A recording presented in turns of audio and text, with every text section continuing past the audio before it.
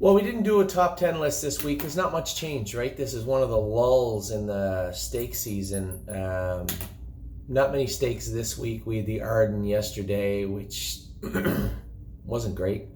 We got a taste of the Grand Circuit here, which didn't taste that great. But mostly a lull from stake racing. Next week, it starts to heat up again with Ohio on Thursday. We have the Pure Ivory here in Toronto. Here, I'm sitting in New York. In Toronto. What else? There's lots. And then the week after that, it's Gold Cup week, and everything's jammed in. Anyway, rather than do a top 10 list this week, I thought I'd just leave it because there wasn't much changing. Certainly the break from Knockdown Dragout last night was upsetting, but at the same time, 2-year-olds make breaks. Much like insurance, we'll give you your first one for free. And it doesn't really change much. It doesn't move the needle, so to speak, on our top 10 list. So we're just going to leave it the way it is. We'll do one next week. There's just no need of it this week. There's not much to change. So I'm going to run through the babies, talk about where they've been, what they're doing, what their next moves are, and we'll go from there. First is Ailsun every week. First is Ailsun. Ailsun drew, I think, the 5 or 6 hole in Ohio on Thursday. She was, of all the horses we scoped, of all the horses in all the jurisdictions we scoped, she had the most mucus. She was the sickest. So Jason's been cleaning her up, said she's feeling really good, back on top of her feed really good, no temperature, sharp as a tack. So Ailsun should be back close to 100% on Thursday. And Taro started his training. Went to start his training on Friday, had a little filling in his ankle. It wasn't an injury, it was just he kicked the wall or something, not a big deal. I saw it again yesterday, it looked fine, so we'll actually start training him Monday. He looks great, his legs come down great. Even the vet, I said, do you want to scan that today? Or he said, just start training and we'll scan it in a week or so. I mean, unless there's something wrong. And I said, no, he's sound, he's perfectly sound. He said, then away you go. So we'll start training him the first of the week. Arctic Force, got a great vet check from him.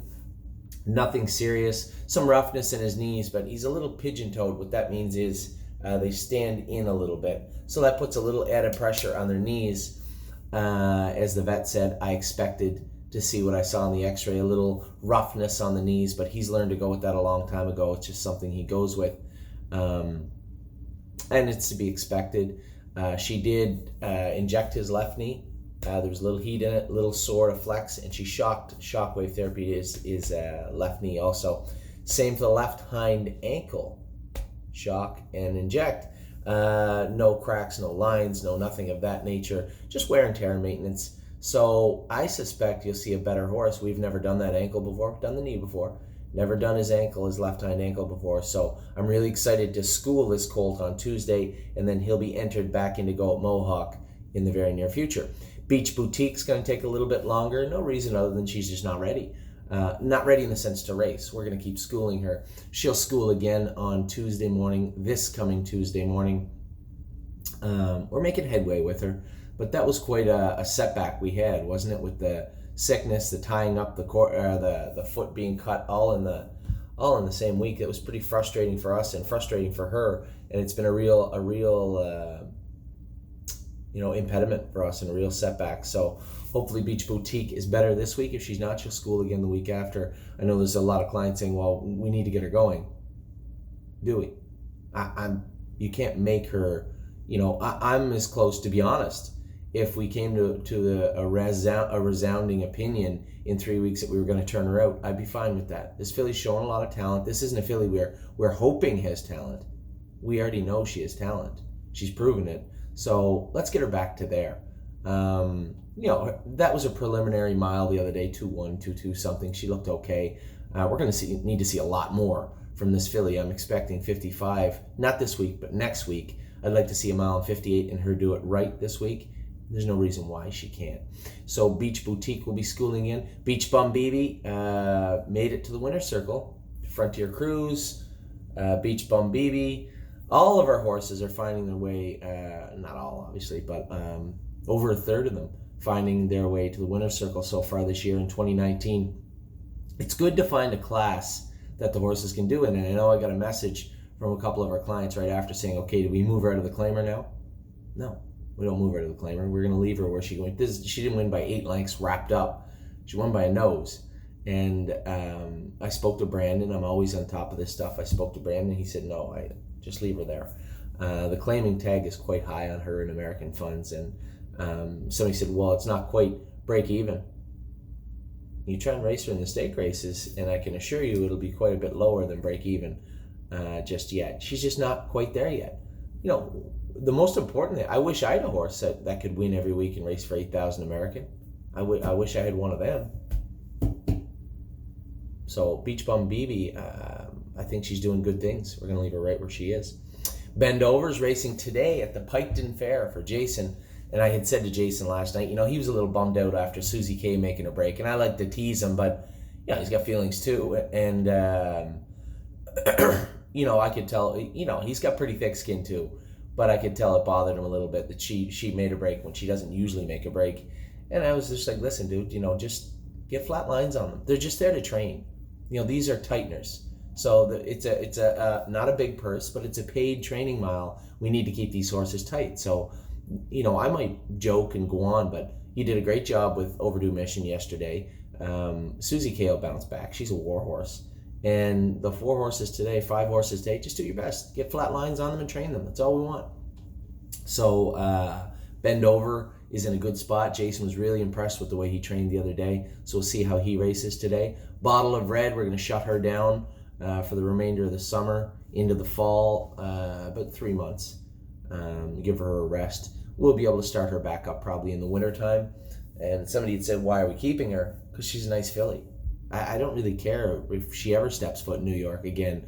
A horse of her caliber, if she keeps her work ethic and her attitude stays sound, she's going to be a good filly for us next year, regardless if she crosses a border or not. There's lots of money. Keep in mind, the Excelsior A, the top grassroots stake, goes for less money than the maiden at Mohawk. So there's money to be made right here in Ontario. And if she's good, she feels good, and she's going to get around a half good, then we can venture back into New York with her next year. Certainly no reason to start pulling up the tent pegs on Bottle of Red, that's for sure. Another horse getting very close is Brush Cut. Kevin said, I was thinking 2 weeks, and I think it might be a little earlier. He's going to want to school him. He trained him yesterday. I didn't get a report yet how he trained, but I assume he trained well. You know, he's a nice colt, and I suspect he trained well. So we'll see how what the future holds for Brush Cut. There's another colt that we got really high hopes for. He's got another 2 or 3 starts, maybe 4 coming in Ontario, and then we'll see what we're going to do with him. Cabernet is started back training. Man, oh man, she looks like $1 million, this filly.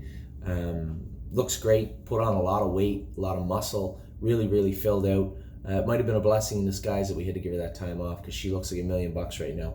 Canadian Titan, she's racing on Tuesday. She schooled awesome last week. Really expecting good things from this filly throughout the summer into the fall. I think this is a filly that will get better and better and better and better and better. So Canadian Titan is in on Tuesday. Capistrano, a little bit. I apologize. For some reason, our clients didn't ask mostly, but I had touched on it briefly last week. We didn't race Capistrano in the Battle of the Bells because I didn't want her on that half. It can be a bit of a graveyard sometimes. If you think you're going to waltz over to Grand River with any issues and come out of there scot-free, you're wrong. More times than not, you're going to get a sore horse coming out of there. And these fillies are going wide open on a deep, kind of shelly half-mile track. It's not preferable unless, you know, again, Need Your Opinion's going to scoot around there great. Miss Brampton Beast, never had any issues with her. But Capistrano does get a little pinchy sometimes in her hind sesamoids. We had her up to the vet, had those sesamoids cry out. I told Harry she's almost earned a berth into the grassroots final, I think. So we may just forego the next Hanover grassroots also and aim for something a little bigger, aim for something a little brighter. We get the Eternal Damnation for this filly. So that's close to Grand Circuit. Now it conflicts with some New York and Pennsylvania stuff, so I don't think you'll get anybody's top fillies in. Might get some second tier fillies, which are still good fillies, but as far as Capistrano is concerned, I believe if she has a good prep race, we might look at Eternal Cam Nation with this filly. She already pays 53, 54 twice. Undefeated, couldn't come in brimming with any more confidence. It's an option, and that we're looking at right now is not going to Hanover on I believe it's the 16th, not going to Hanover, but in turn going to the Eternal Cam Nation. So we'll see what happens over the next 2 weeks with Capistrano. Cheatin' Dixie, I just can't keep her sound in her knees, and I wouldn't be concerned only that Dewey Cheatham and House habitually have problems with their knees, so even the best ones. So we've opted to put her in the sale. It's a little frustrating. I own a big piece of this filly, and I was hoping that we'd see glimmers. I could even put her into qualify probably, but the option to hurt her, I hope that she goes somewhere where they're going to maybe shut her down, take their time with her, and have a nice little 3-year-old filly. So that would be what I would hope. We have entered her in the upcoming Ohio sale.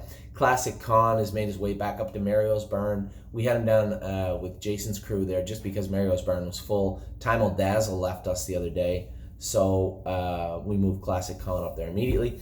A good vet report again. The right knee was bothering him when we turned him out. It filled in great. Left knee still a little tiny bit weak. The vet said just blister him, put some flip-flops on him, and start training him. He was going to get a training mile today. I suspect I'll get a report from Mario this afternoon. Compass Rose DC, somebody said, you fired James already? Not quite. James has some of Mark Stacey's horses. You know, it's funny because some of our clients find it frustrating that James drives for Mark Stacey first and foremost. Well, I drive. Mario Bergeron has horses also in the top barn. He drives. Sure, there's a spot for James to do a lot more driving here, but James is trying to protect his bread and butter also. Mark Stacey has a large stable, and I'm okay with that. It just means that we're not obligated. There's no contractual obligation to list James, although he's my brother and I do. And as far as loyalty goes, that's reciprocated, and that's not meant in a bad way at all. If James wants to be loyal to Mark Stacey, that's fine. But we're going to be... we're going to help James out when we can, but at the same time, it's a tough spot for him to be in. I've been in his spot, and I don't blame him. And we're going to use James when we can, and when we can't, we can't. He messaged me the other day and said, "Listen, I got to go with the Colts of Stacey's in the Define the World on Thursday. I really want to go drive those fillies. Can't. That's okay. I'll drive them." So Compass Rose DC, and spend that money. I'll be driving on Thursday in the Ohio Breeders. What else? Crazy Missions racing today at the Piketon Fair. I was going to talk more about Compass Rose DC, but why do I have to? She's undefeated. She's done everything we asked. She's a nice filly. If you go by money, she's our best filly. So I guess Compass Rose DC will hopefully race good. She drew a good division, a good post.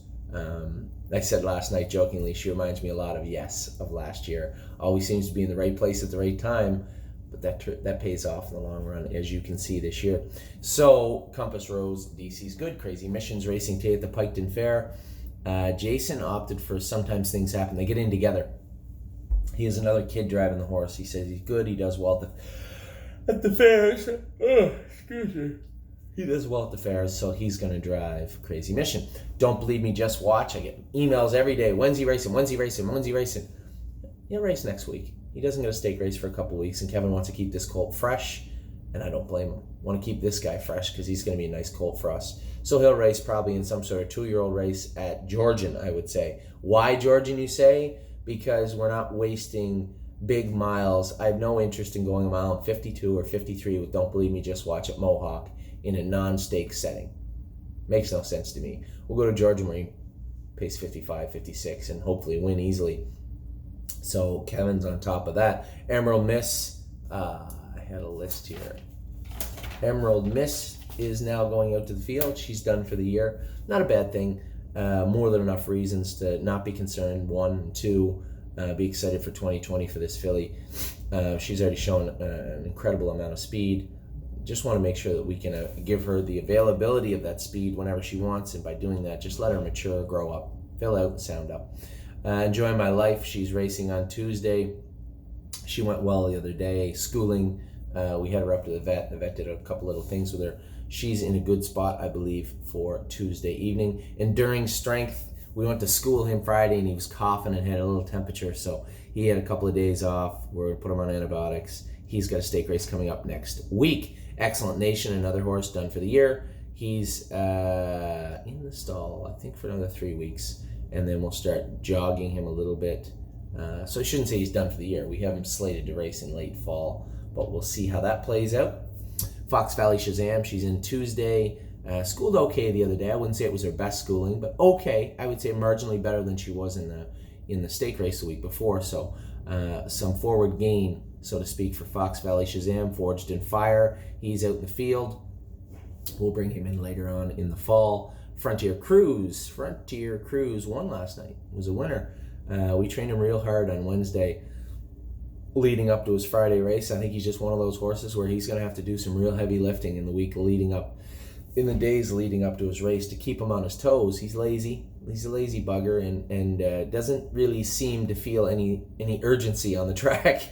But I would stop short of calling him sour. He's not a sour horse, but he's going to need to work. And I was happy with last night's race. Does that alone drag him out of the sale? No. It makes us keep an eye on him the next 2 weeks. He'll be back in that same class next week. I expect similar results. And then we'll see. I mean, if we castrate him and turn him out fine, he's on the bubble. He's made his way to the bubble, put it that way. Giddy Up Max, he'll race next week. I don't think he was 100%. I'm going to take him to Kawartha next week. I got to see where his staking is, but I think we'll head to Kawartha with him next week and try and get an easier race into him. He's just not a 53 pacer yet. There's nothing wrong with that, but he'll grow up to be a better horse. This is a June foal. Lots of racing ahead for him.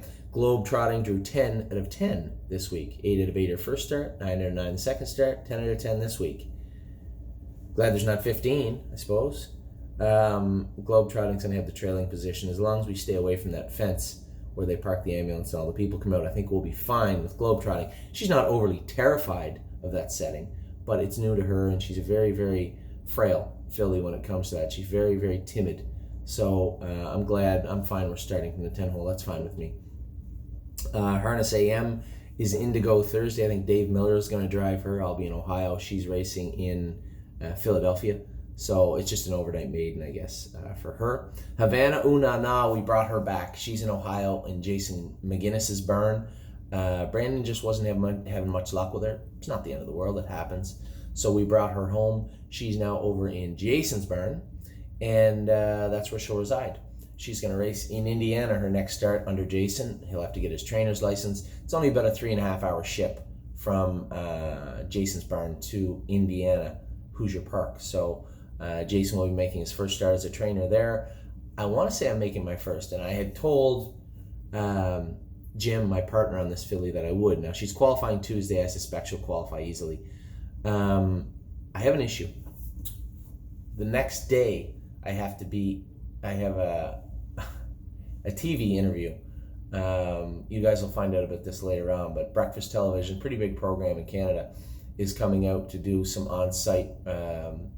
an on-site interview and be on-site at Tomiko Training Center. If you want to come out and be a part of it, that's great. We'll be at Breakfast Television. Will be August the 21st. So August the 20th, Havana Unana races in Indiana. I'm going to ask James to go drive her in Indiana. He knows her quite well. He went with her all winter a lot of times, and if you remember the open house, he went with her on open house day. So James knows her very well, and she'll be racing on the 20th. So I hate going back on my word. I said to Jim I would go to the Hoosier. Just the timing of it is impossible. That afternoon, the next afternoon, there was a flight that got me back to Toronto for 7:30, but the shoot starts at 6:40 in the morning for Breakfast Television, so it wouldn't work. But having said that, I think James will be more than a suitable filly, and he knows the filly very well. What else? We got that Wednesday. I'll have White Tiger in Pennsylvania in the afternoon. And see, this wouldn't have been a problem because I wasn't going to Indiana. It was not on my schedule before. Brandon had her. I was not going to drive White Tiger. Dave Miller would have driven him in the Meadows, but that's changed. So White Tiger will be the 21st in the afternoon, and then I have to get in the car and go right to Ohio to drive the Phillies that night. So theoretically, my day that day could have started in Indianapolis at 6 a.m., fly to Toronto, do breakfast television, drive to Pennsylvania, race in the Meadows, drive to Scioto, and go to sleep in Columbus that night. 3 states, 2 countries, a plane, and a car. Instead, I'm going to wake up in Toronto, do the breakfast television, go to Pennsylvania and Columbus. So still 2 countries, just no plane. Anyway,